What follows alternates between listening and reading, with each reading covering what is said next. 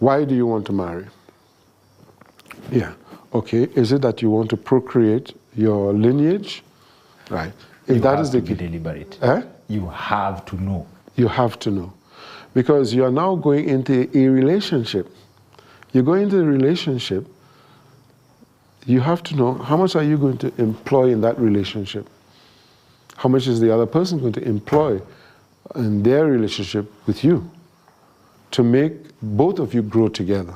Or is it that one is taking from the other, the more, and then when you have no more, they leave you? Now, that is the typical thing, as you asked me about today. People just see today for today. I want this woman because she comes from a rich family. Or I want this guy because he has money. The minute you stop having the money, they disappear. Why? Because the source of funds have dried up. The love died almost immediately you sign on the dotted line. It's a marriage certificate.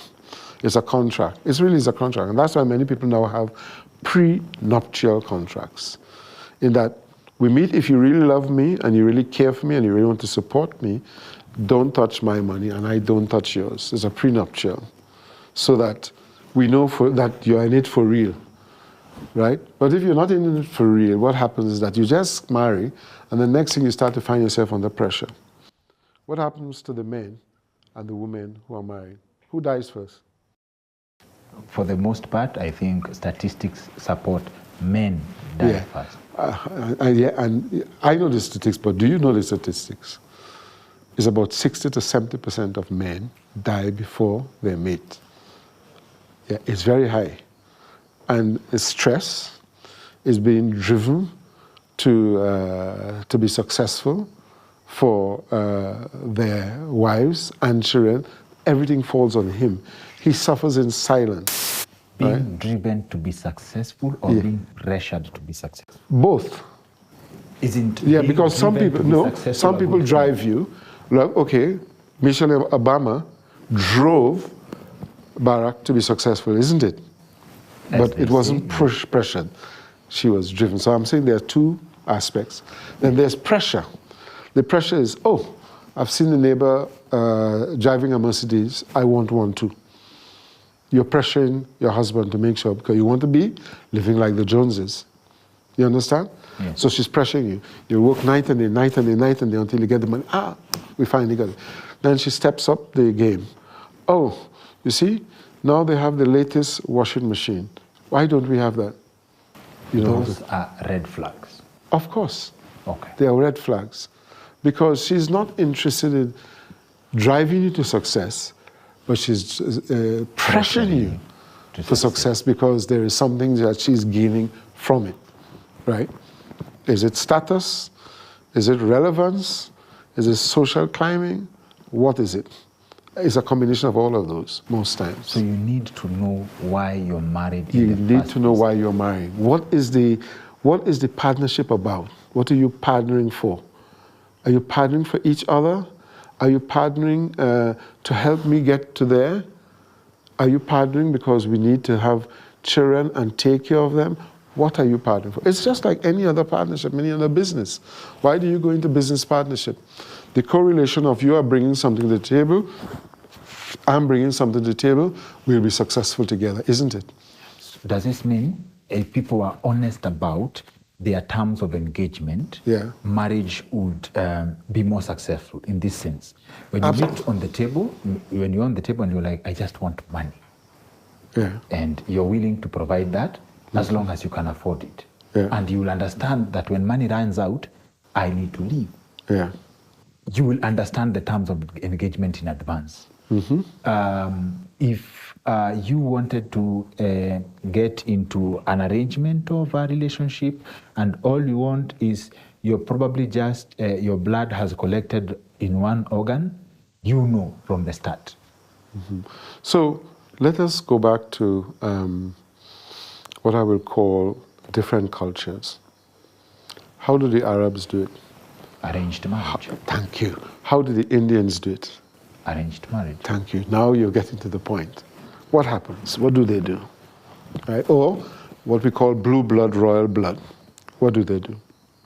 I say, look, this is not about love. It's never about love. It's about these families need to grow and make money together and keep the names of the two families growing. So I've arranged a girl for you. I've arranged a boy for you. When you reach this age, you all are going to marry. The two families are combining their wealth, their status together. They will eventually maybe get to love each other, but they are going to stay together because the two families have put them together for a reason. It's an arranged marriage because there is benefits to the two sides. It's a win-win. It's a partnership. So they are practicing it in a real way, in that they are having a partnership, which is really what marriage is all about. It's a partnership. And each one has to win. Each one has to gain if it is a real partnership, because the success of you both are going to create, a success for the unity of the two sets of people. So the idea of meeting in a club and you all of a sudden love each other is a lie. It's a lie. It's all nonsense. You are targeted. I am just dealing with a situation now, right now, where a friend here in Kenya was targeted by a young man, right? Paid somebody to find out enough about her, right? Got into her business, and they got together. She made him manager in his business. They got together. Yesterday, he tried to strangle her to death. Yesterday? Yesterday. She's now gone to the police today. I'm not joking. This is real practical. Real practical. Meeting in a club, and people target people. They have an agenda. So when you go to a club, what do you think women in a club are doing? They're very clever. You might think they're drinking, I love you, blah, blah, blah. What they're doing is they're targeting you. If you don't have your P's and Q's, right, they're targeting you. They already know he has a flash car, he's buying all the drinks, he has money, he has wealth. They come straight to you, beeline. And it goes both ways. There are women who are also targeted the same way. Well, I would say to a lesser extent, because most times, the wealthy women, right, are either already married or, right, they're on the lookout for maybe a toy boy or, sugar mommy, cougar, right? Yeah. But mostly, because of the way relationships work, is the man is on the lookout, right? Yeah. Because he's looking, it's animal instinct. We're looking to capture. Yes. We look to capture and to own and to control. That's the main thing, because, that is what you see as a man. But the women also see you as a potential husband, in inverted commas, to take care of them, look after them, take care of all their needs, even if they have nothing. All they have is painted lipstick, painted face, a nice body shape, and they keep that shape, and you're hooked. And so in this analogy of arranged marriages versus surprise marriages, does it mean that anyone who needs a lasting marriage should be very deliberate from the start on the benefits of both parties? Of course. And you need to discuss that. You need to discuss that. Baby, why are we marrying? Oh, I like your personality. I like your education. I like your family background. You come from a good home. I think united we can do something together. You're at this stage of your academic planning. I am at this stage. If we get together, we can have a unit. I'll help you, you help me. We work together. We build to get a home in 2 years. We start having training. We put aside money for them. You plan. You have to plan. You see, what people do is just marry. I'm married. Yeah, and then after you're married, how am I going to pay for the rent? How am I going to pay for food every week? And then the stress starts coming. The bitterness comes. The fight comes in, And then if one, for example, has a better job than the other, how do you see most times in America and the UK, Africans killing their wives? Because what happened? They've lost their jobs. She's the breadwinner. What happens? She now starts to flex her muscles. It just happened recently in Nigeria.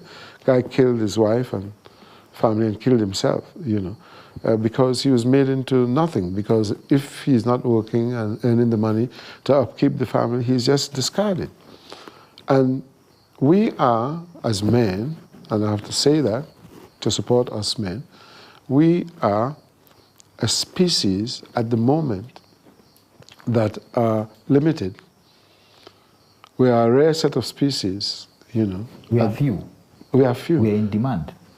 We are in demand, but we are a species that could be easily discarded, right? The ratio at the moment around the world, right, is about 15 or 16 to 1, right? 16 women for to one man. Yeah. Oh. Yeah, that's the ratio. As in, ideally, if the world was to stop and we divide each other equally, one man should have 16 women. Yeah, probably, right? Okay. So there's competition, but then there's pressure. So there's pressure to have a man, to hold a man, and to ensure that that man provides.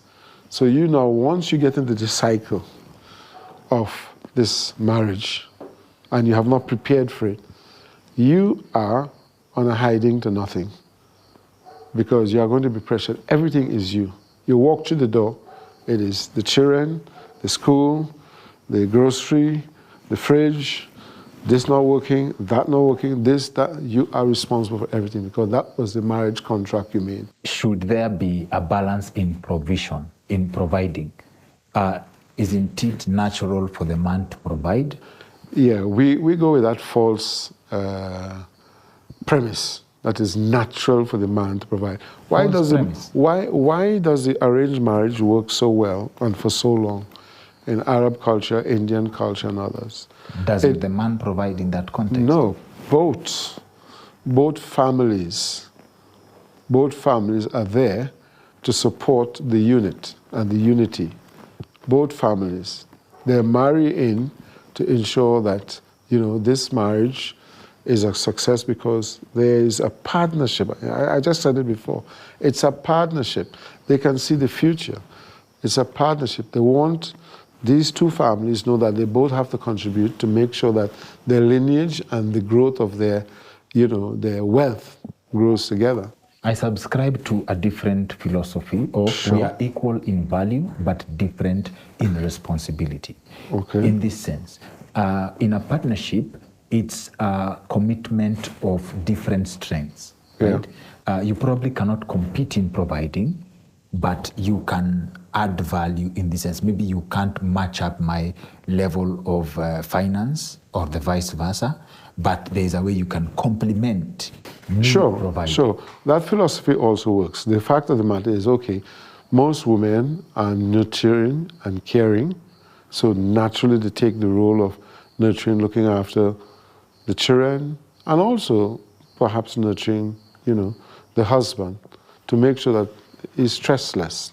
That's if they apply what they're supposed to apply in complementing. And the man can feel comfortable to say, okay, we're not matching equally in terms of work or finance, but you're playing your part and I'm playing my part. And therefore the two meet in the middle, right? But when it's one-sided, which is normally what it is, because as I said, women target men who will provide them forever and a day. And the minute you stop, they leave. It is statistically what is going on. Okay. When you're talking about what's happening modern day to day, rather than how, you know, your parents lived with each other till death do us part, right? The current modern people are not thinking that way, till death do us part. No, the minute he stops making money, they talk to their friends, I'm gone. So they don't have the same moral